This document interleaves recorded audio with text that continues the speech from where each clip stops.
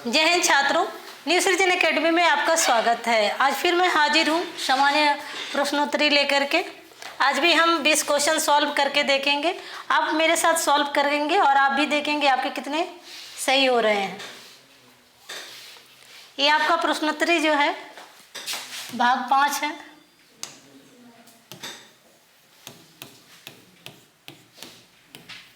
इससे पहले हमने 4 प्रश्नोत्तरी सॉल्व कर लिए हैं।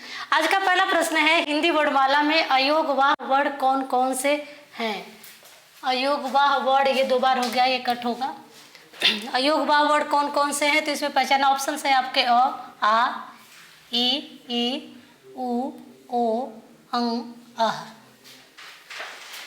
तो ये आपका जो है स्वर में देखेंगे हम, स्वर आपका है अ, आ, छोटी, बड़ी, छोटा ऊ, बड़ा ऊ, री, ए, ओ, औ, अंग और अह। प्रश्न आपसे पूछा जाता है कि स्वर कितने हैं और व्यंजन कितने हैं। दिक्कत हो रही है मुझे इन लोगों की वजह से, फिर ये कट के निकालना पड़ेगा। डिस्टर्ब हो रही हूँ मैं। हम लोग आ रहे जा रहे हैं। नहीं, आप बैठे रहिए, आप तो कुछ कर ही नहीं रही।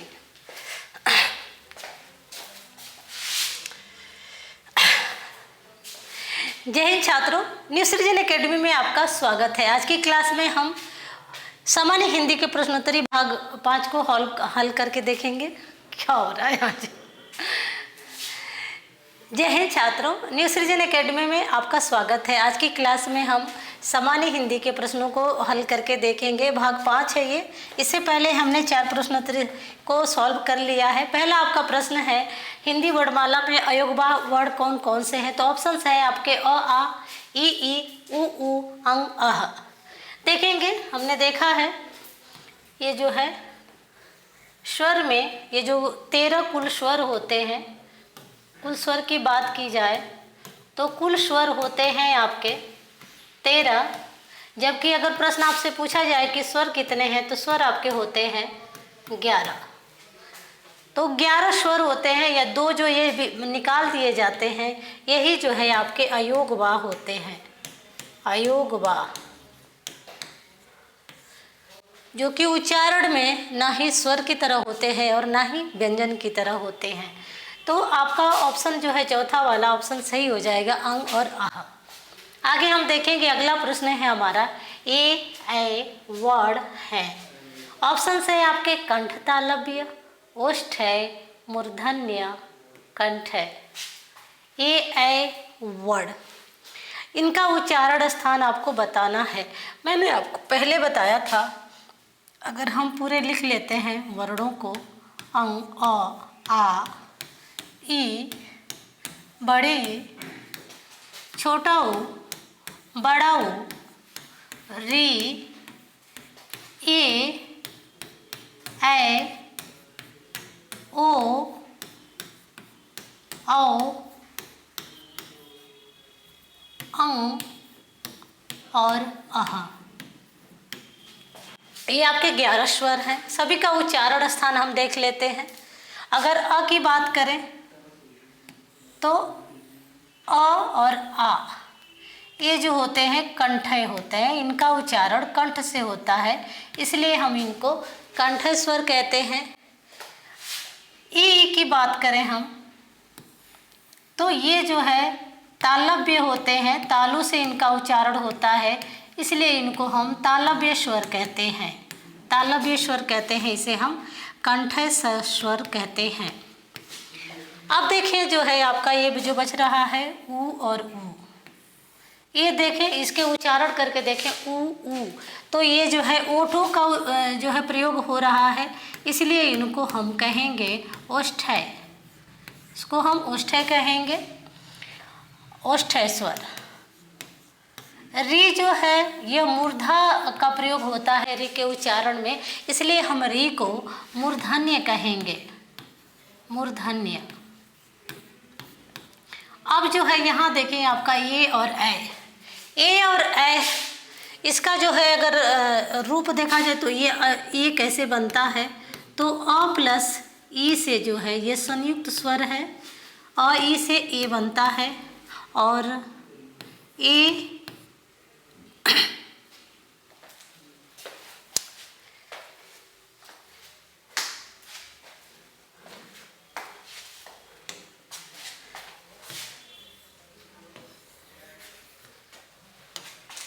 यहाँ पर हम देखेंगे ये जो इसका प्रोसेस देखेंगे कि किस तरह से ये और ए बने हुए हैं। तो इसका यहाँ पर हम बना लेंगे अ प्लस ई से बना आपका ए, और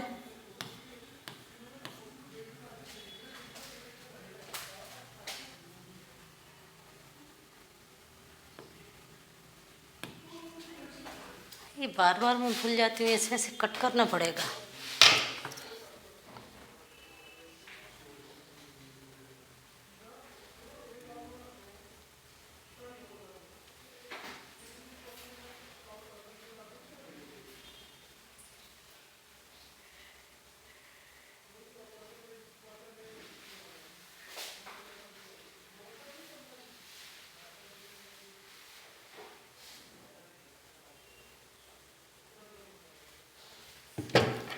देखें यहाँ पर जो है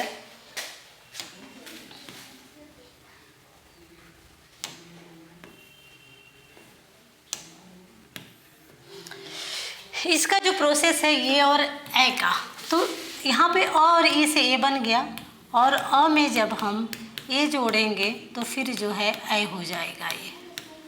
ये जो है तो इस हिसाब से देखा जाए तो अ का उच्चारण स्थान जो है कंठ है, और ई का जो उच्चारण स्थान है वो तालु है। तो दोनों का अगर हम मिला देंगे तो ये जो है कंठ तालु से हो जाएगा, यानी कि इसका उच्चारण स्थान कंठ तालु हो जाएगा, कंठ तालु। आपका जो ये पू और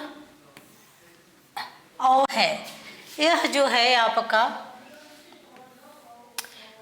अ प्लस ऊ से बना है, इसलिए अ और ऊ से ऊ बनता है, और अ प्लस ओ से औ बनता है। इस हिसाब से जो है यह जो है कंठ उष्ठय हो जाएगा। इसको हम कंठ उष्ठय कहेंगे, कंठोष्ठय कहेंगे। तो देखें आपका यहाँ पे आपको आंसर मिल गया होगा, पहला ऑप्शन जो है कंठ तालव्य सही हो जाएगा। आगे हम देखेंगे, अगला प्रश्न है हमारा। अगला प्रश्न है भ्रमर गीत के रचयिता कौन है। तो ऑप्शंस हैं आपके सूरदास, कबीरदास, विद्यापति, घनानंद। तो भ्रमर गीत जो है काफ़ी फेमस है, और यह जो है सूरदास की रचना है। कबीरदास का देखेंगे तो बीजक जो है, बीजक इनकी जो है महत्वपूर्ण रचना है। आगे हम देखेंगे, अगला प्रश्न है तू डाल डाल में पात पात। ये जो है एक तरह से मुहावरा है, लोकोक्तियों मुहावरा में आता है। ऑप्शंस हैं आपके दोनों मूर्ख, दोनों चालाक, दोनों विद्वान, दोनों महान। तो यहाँ पे आपका देखेंगे काफ़ी कन्फ्यूजन भरा है ऑप्शंस, इसे निकालना आसान नहीं है। लेकिन तू डाल डाल तू पात पात, मतलब चालाकी के सामने चालाकी, यानी कि दोनों चालाक। आगे हम देखेंगे, अगला प्रश्न है स्वर संधि का उदाहरण है। ऑप्शंस हैं आपके संयोग, मनोहर, यशोदा, पवन। स्वर संधि का उदाहरण है संयोग, मनोहर, यशोदा। तो संधि पहले देखेंगे, तो संधि हम किसे कहते हैं, वर्णों के मेल को हम संधि कहते हैं। इसे हम क्या कहते हैं, मेल भी कहते हैं, इसे हम जोड़ भी कहते हैं। मुख्य रूप से जो संधि होती है, मुख्य रूप से संधि जो होती है वह तीन प्रकार की होती है। तीन प्रकार की होती है। एक तो आपका स्वर संधि होती है, दूसरा होता है इसका प्रकार व्यंजन संधि, और तीसरा इसका प्रकार होता है विसर्ग संधि। 3 प्रकार की संधियाँ हैं, स्वर संधि, व्यंजन संधि और विसर्ग संधि। अब स्वर संधि के भी जो है 5 हाथ हैं। कौन कौन से? आपका दीर्घ हो गया, दीर्घ संधि, जिसमें दीर्घ की मात्रा का प्रयोग होता है। आ हुआ, ऊ हुआ, बड़ा ऊ या फिर बड़ी ई। दूसरा इसका प्रकार है गुण संधि। गुण संधि, गुण संधि में मात्राएं जो है आपकी ए और ओ की मात्राएं लगती हैं। ये ट्रिक है इसको पहचानने की। तीसरा देखेंगे, इसका तीसरा जो प्रकार है यह जो है वृद्धि संधि है। वृद्धि संधि मतलब कि इसमें जो मात्राएं हैं वे बढ़ जाती हैं, इनकी वृद्धि हो जाती है और ये जो है ए और औ के रूप में लगती हैं, जैसे वनौषधि इत्यादि, एकाएक, वनौषधि इत्यादि जो शब्द होते हैं। अब इसमें देखेंगे तो जो इसका चौथा प्रकार निकल करके आता है, चौथा प्रकार निकल के जो आता है वो है आपका यड़ संधि। यड़ संधि, यड़ संधि में य वो बीच में आएगा या फिर जो है और आएगा। एक चीज़ और इसमें छूट रहा है, यहाँ पे और आएगा और यहाँ पर जो है र आएगा। यहाँ पर जो है आपका र आएगा, आधा र रहेगा या वह रहेगा बीच में। और 5वीं जो संधि है वह है आपकी अयादि संधि। अयादि संधि, ये संधि का डायग्राम है जो कि एकदम बिल्कुल आपके दिमाग में होनी चाहिए। संधि के जो है 3 भेद हैं, स्वर संधि, व्यंजन संधि, विसर्ग संधि। और स्वर संधि के 5 भेद हैं, दीर्घ संधि, गुण संधि, वृद्धि संधि और यड़ संधि, अयादि संधि। स्वर संधि में स्वर का मेल स्वर से होगा या फिर व्यंजन से होगा। व्यंजन संधि में व्यंजन का मेल स्वर और व्यंजन से होगा। विसर्ग संधि में स्वर या फिर व्यंजन का मेल विसर्ग से होगा। ये जो है छोटी छोटी ट्रिक है जिसमें जो है संधि को याद किया जा सकता है। अगर आपने संधि पढ़ रखी है तो आपका ये रिवाइज हो जाएगा। अब यहाँ पे देखेंगे ये जो सम शब्द है ये बन रहा है, संयोग शब्द बन रहा है सम प्लस योग। सम प्लस योग, तो देखें यहाँ जो है आपका क्या दिखाई दे रहा है, ये आपका जो है व्यंजन है और यहाँ जो है आपका ये भी व्यंजन है।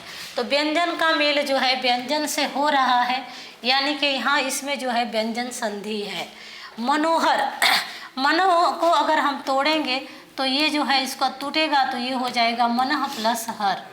तो ये जो है मनः प्लस हर, जब इसे हम तोड़ देते हैं तो ये आपका आ जाएगा विसर्ग संधि में, तो ये भी आपका नहीं होगा। अगर यशोदा की बात करें तो यशोदा, अगर हम यशोदा को तोड़ते हैं तो ये सह प्लस ता होगा, तो ये भी जो है विसर्ग संधि में चला जाएगा। तो ये भी ऑप्शन से, तो ऑप्शन जो है आपका सही हो जाएगा पवन। ये जो है आपका टूटेगा तो बनेगा पो प्लस अन, यानी कि यहाँ से हम ओ निकालेंगे और ऊ और अ का जब मेल होगा तो यहाँ पे ऊ और जो अ मिल करके यहाँ पे बन जाएगा अव। और इस तरह से जब इसमें जो बचा हुआ टुकड़ा है इसे प है और यहाँ पे जो टुकड़ा है न, जब सभी को हम जोड़ेंगे तो शब्द बन जाएगा पवन। आगे हम बढ़ते हैं अगले प्रश्न की तरफ। अगला प्रश्न है आजन्म में समास है, तो इसमें जो है आपको समास पहचानना है। आ देखें तो एक तरह से अव्यय शब्द है।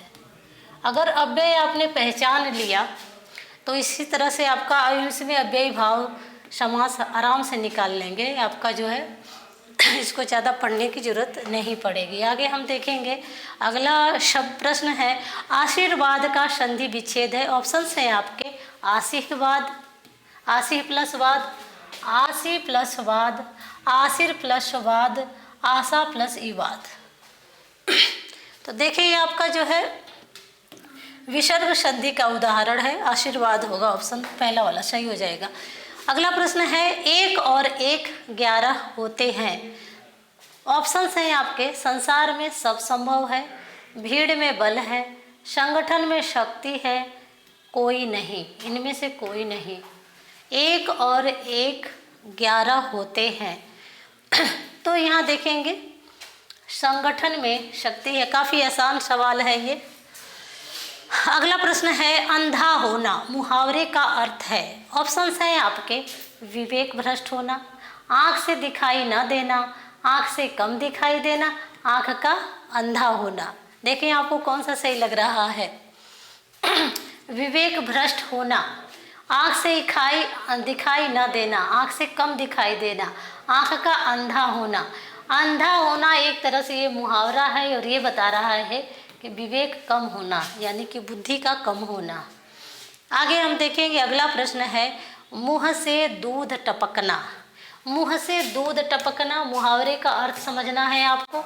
ऑप्शंस हैं आपके महादरिद्र होना, लालची होना, नासमझ होना, चेहरे से भोलापन झलकना। तो कौन सा ऑप्शन सही होगा? उम्मीद है कि कर लिया होगा आपने। इसका होगा तीसरा ऑप्शन नासमझ होना। मुंह से दूध टपकना यानी कि नासमझ होना। मुंह की खाना, ये भी काफ़ी आसान प्रश्न है। मुंह की खाना मुहावरे का अर्थ आपको देखना है क्या है। पहला ऑप्शन है भाग जाना, हार जाना, गिर जाना, कोई नहीं। तो कौन सा सही लग रहा है? हार जाना, हार जाना। आगे हम देखेंगे अगला प्रश्न है अनुवाद। अनुवाद शब्द में कौन सा शब्द लगा हुआ है? देखेंगे यानी कि ये जो है आपका उपसर्ग है। उपसर्ग, उपसर्ग किसे कहते हैं? उपसर्ग वे शब्दांश होते हैं, वे शब्दांश होते हैं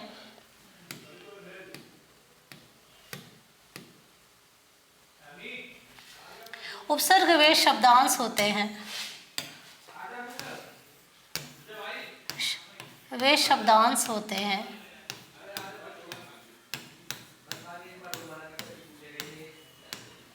जो किसी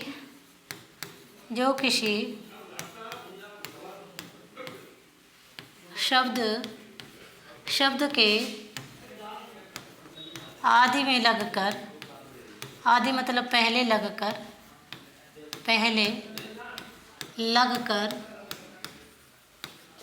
उस शब्द के अर्थ में परिवर्तन कर देते हैं, परिवर्तन कर देते हैं। उपसर्ग वे शब्दांश होते हैं जो किसी शब्द के आगे लग करके उस शब्द के अर्थ में परिवर्तन कर देते हैं। तो यहाँ पे जो है अनुवाद जो शब्द है इसमें जो है कौन सा उपसर्ग लगा हुआ है आपको पहचानना है। ऑप्शन है आपके आ, अनु, अनुवा। तो ऑप्शन आपका तीसरा सही हो जाएगा, इस प्रश्न का आंसर हो जाएगा थर्ड। अगला प्रश्न है गंगा का जल मीठा है। गंगा का जल कैसा है? मीठा है। अब गंगा का जल मीठा है, मीठा ये जो है विशेषण शब्द है और ये पहचानना है कि ये विशेषण का कौन सा पार्ट है। तो पिछली क्लासेज में जो भी सामान्य हिंदी के प्रश्नोत्तरी में मैंने आपको पहले ये विशेषण अच्छी तरह से समझाया है। डिस्क्रिप्शन बॉक्स में आपको लिंक दे दिया जाएगा, आप उसे भी देख सकते हैं। फिलहाल देखेंगे ये जो ऑप्शन आपके गुणवाचक, संख्यावाचक, सार्वनामिक, परिमाणवाचक। मुख्य रूप से या यही जो 4 रूप होता है विशेषण का। विशेषण मतलब किसी की विशेषता बताना। विशेषण के प्रकार की बात करें, थोड़ा समझ लेते हैं। तो विशेषण होता है गुण, पहला गुणवाचक, गुणवाचक में हम क्या करते हैं, किसी भी व्यक्ति के रंग रूप दोष, उसकी जो कमियां हैं, जो उसकी अच्छाइयां हैं, वो कैसा है, भारतीय है, देसी है, विदेशी है, सारी चीज़ें हम बताते हैं। उसका स्थान, सारी चीज़ें इसमें आ जाएंगी। यानी कि रंग आ जाएगा, रूप आ जाएगा, दशा आ जाएगी, जवानी बुढ़ापा सारी चीज़ें आ जाएंगी, अवस्थाएं आ जाएंगी, देश विदेश आ जाएगा, स्थान आएगा, मतलब इसमें अच्छाई बुराई सारी चीज़ें हम बताएंगे। दूसरा इसका प्रकार है, एक तो आपका गुणवाचक हो गया, दूसरा है संख्यावाचक, यानी कि संख्याएं बताई जाती हैं इसके द्वारा, संख्या कितनी है। अब ये संख्यावाचक जो है इसकी भी दो प्रकार हैं। एक तो निश्चित संख्या बताता है, ये निश्चित संख्यावाचक, विशेषण कैसा, निश्चित संख्या का। और दूसरा जो है इसका अनिश्चित संख्या का, अनिश्चित संख्यावाचक। और अब तीसरा इसका, अगर तीसरे प्रकार की बात करें तो तीसरा इसका होता है परिमाण। परिमाण में जो है, जो जिन वस्तुओं को हम गिन नहीं सकते हैं, जिनको हम तौलते हैं, मापते हैं, जैसे कपड़े को हम गिन नहीं सकते हैं, कपड़े को हम क्या करते हैं, मीटर में मापते हैं। फिर जो है पानी है, तेल है, वो पेट्रोल है, सारी चीज़ें हम लीटर में मापते हैं। जो भी जैसे चावल है, गेहूँ है, अनाज, जो भी तौलने वाली चीज़ें, यानी माप तौल वाली जो चीज़ें होती हैं वो इसमें आती हैं। और इनकी भी जो है संख्या निश्चित और अनिश्चित रूप में मिलती है, यानी कि इसके भी दो पार्ट होते हैं, निश्चित और अनिश्चित। और चौथा इसका जो प्रकार है जिसमें सर्वनाम शब्द जो होते हैं वह जो है विशेषण का कार्य करते हैं, और इसे हम जो है सार्वनामिक विशेषण कहते हैं। इसलिए सर्वनाम चूँकि जो है यहाँ पे विशेषण का कार्य करते हैं, तो इसीलिए हम इसने क्या करते हैं, इसका नाम दे दिया गया है सार्वनामिक, या फिर कहीं कहीं आपको प्रश्न में यह जो है सांकेतिक के रूप में मिलेगा, तो कंफ्यूज नहीं होंगे। सांकेतिक या सार्वनामिक दोनों का एक ही अर्थ है। अब यहाँ से आपको पहचानना है, गंगा का जल मीठा है, तो आपने तो यहीं से समझ लिया कि ये तो जो है गुड़ बता रहा है, गंगा के जल की बात हो रही है, तो ऑप्शन पहला वाला सही हो जाएगा, गुणवाचक। आगे हम देखेंगे, अगला प्रश्न है सार्वनामिक विशेषण का उदाहरण है। ऑप्शंस हैं आपके, रामू काका बहुत अच्छे हैं, राम ने 4 आम खरीदे, कुछ बच्चे बाहर घूम रहे हैं, यह घर मेरा है। मैंने आपको बताया था कि जो सर्वनाम शब्द होते हैं, मूल रूप से जो सर्वनाम होते हैं उनकी संख्या हम देख लेंगे। मूल सर्वनाम की ये जो है आपके लिए जानना बहुत ज़रूरी है। मूल सर्वनाम आपके 11 होते हैं, मूल सर्वनाम आपके 11 होते हैं। जैसे मैं, तू, आप, यह, वह, कौन, क्या, जो, सो,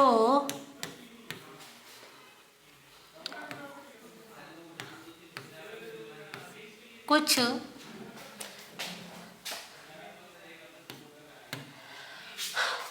कितना हो गया आपका, मैं, तू, आप, यह, वह, कौन, क्या, जो, सो, कुछ, एक चीज़ और क्या छूट रहा है,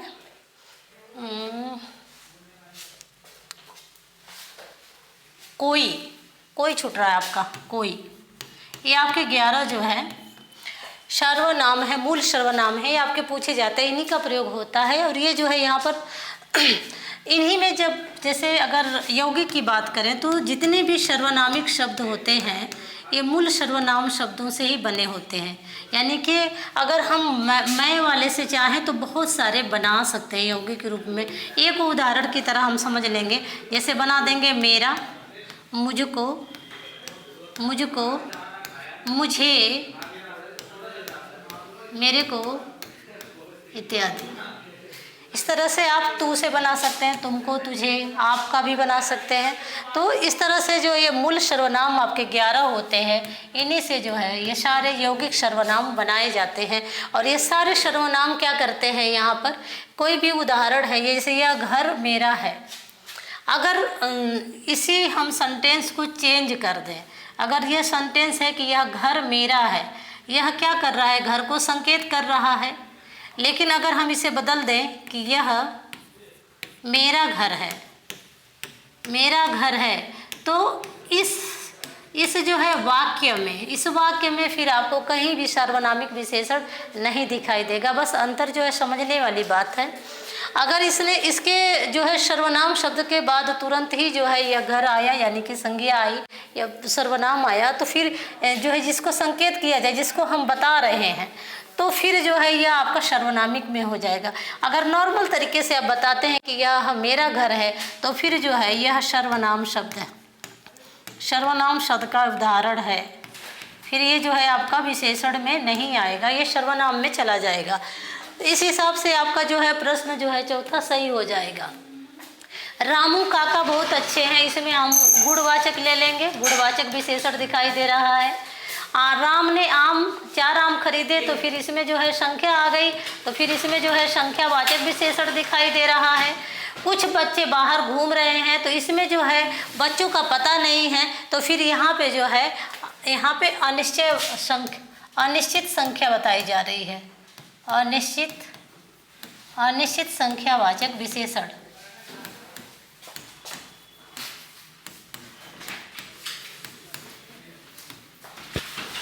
आगे हम देखेंगे, अगला प्रश्न है व्यक्तिवाचक संज्ञा का उदाहरण है।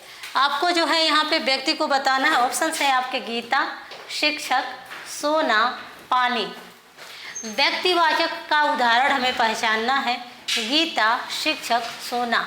अगर देखेंगे, मैंने आपको कल बताया था, कल की जो प्रश्नोत्तरी थी उसमें मैंने बताया था, जो संज्ञा होती है वह जो है संज्ञा का अर्थ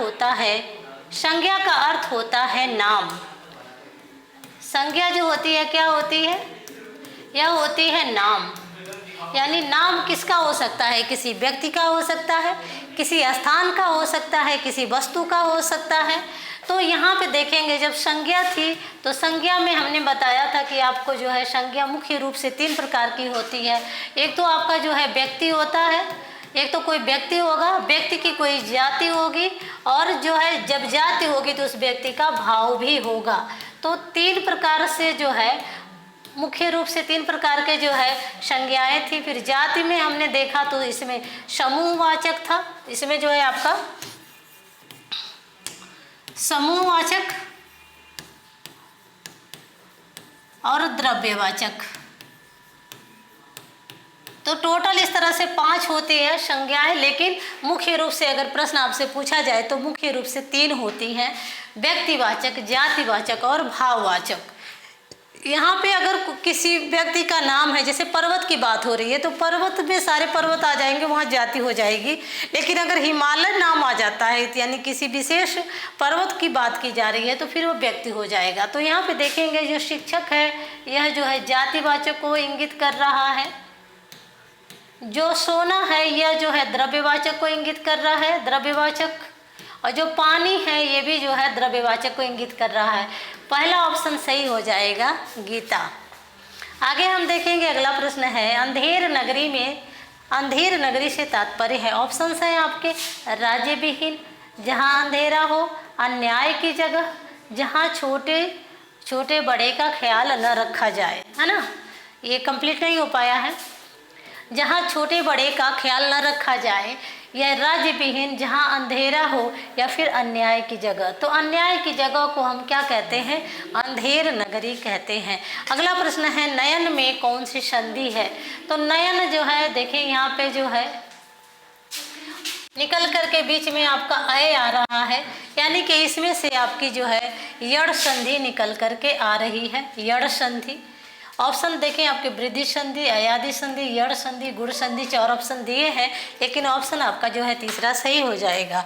आगे हम देखेंगे, अगला प्रश्न है विशेष्य कहते हैं, जिसकी विशेषता बताई जाए उसे विशेष्य कहते हैं, या फिर जिन शब्दों की विशेषता बताई जाए उन्हें विशेष्य कहते हैं, या विशेषण की विशेषता बताई जाए उसे हम विशेषण कहते हैं, या फिर इनमें से कोई नहीं। तो जिन शब्दों से विशेषता बताई जाती है उन्हें हम क्या कहते हैं, उन्हें हम विशेषण कहते हैं। और जिनकी विशेषता बताई जाती है उसे हम विशेष्य कहते हैं। और विशेषण की विशेषता बताने वाले जो शब्द होते हैं वे जो है प्रविशेषण कहलाते हैं। अगला प्रश्न देखेंगे। अगला प्रश्न है हमारा, शब्दांश जो किसी शब्द में से आगे लगकर उसके अर्थ में परिवर्तन कर देते हैं। ऐसे शब्दांश जो किसी शब्द से आगे लग करके उसके अर्थ में परिवर्तन कर देते हैं। ऑप्शन है आपके उपसर्ग, प्रत्यय, सर्वनाम, विकारी। उपसर्ग, प्रत्यय, सर्वनाम, विकारी। ऐसे शब्दांश जो किसी शब्द से आगे लग करके उसके अर्थ में परिवर्तन करते हैं। तो अभी मैंने आपको बताया था कि जो उपसर्ग होते हैं वो किसी भी शब्द के आगे लगते हैं, और जो प्रत्यय होते हैं, प्रत्यय की परिभाषा है कि वे शब्द जो किसी, या वे शब्दांश हम इसे कहेंगे, शब्द नहीं कहेंगे, हम इसे कहेंगे शब्दांश। शब्दांश वे शब्दांश जो किसी शब्द के अंत में लगकर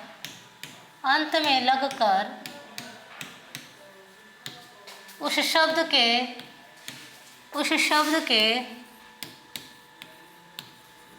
अर्थ में परिवर्तन कर देते हैं।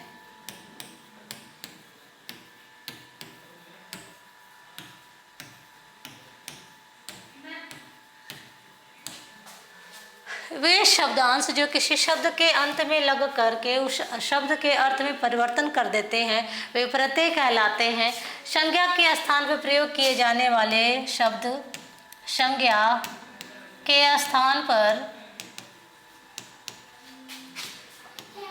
प्रयोग किए जाने वाले शब्द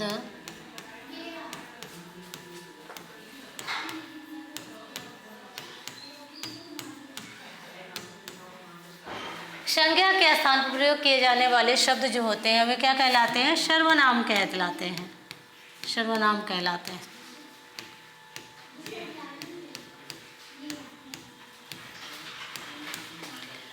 विकारी शब्द, विकारी शब्द जो है उन्हें कहते हैं जिनमें विकारी शब्द किसे कहते हैं? विकारी शब्द जिन शब्दों में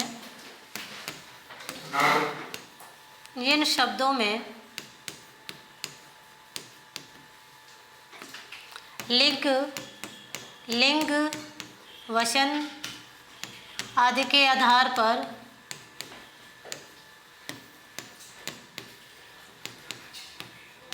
परिवर्तन उत्पन्न होता है, उसे हम विकारी शब्द कहते हैं। विकारी चार होते हैं, जैसे संज्ञा, सर्वनाम, क्रिया और विशेषण जो होते हैं वो विकारी होते हैं। और जो उसके बाद जो चार मैंने आपको पहले पढ़ा भी दिया है, विकारी, अविकारी, उसकी डिस्क्रिप्शन बॉक्स में आपको लिंक दे दिया जाएगा, वहाँ पर जा कर के पढ़ सकते हैं। आगे हम देखेंगे गुणवाचक विशेषण। इसमें आपने आंसर देखा कि नहीं? हाँ, ऑप्शन हमने देख लिया आंसर। आगे हम देखेंगे ये प्रश्न जो है इस क्लास की लास्ट प्रश्न है, गुणवाचक विशेषण का उदाहरण है। यहाँ पे भी देखेंगे अच्छाई बुराई को देखना है तो अच्छाई पहला ऑप्शन है ईमानदार, दूसरा है लाखों, और तीसरा है थोड़ा, और चौथा ऑप्शन है यह। तो यहाँ पर जो है ईमानदार यानी कि यहाँ पे अच्छाई बताई जा रही है, यानी कि गुण बताया जा रहा है, तो इसमें जो है गुणवाचक विशेषण होगा। तो ये रहे आज के 20 प्रश्न। मिलते हैं फिर नेक्स्ट क्लास में। क्लास कैसी लगी सब्सक्राइब कर दें, लाइक क्लास कैसी लगी चैनल को सब्सक्राइब करके जाएं, लाइक कर दें, शेयर कर दें। Thank you students.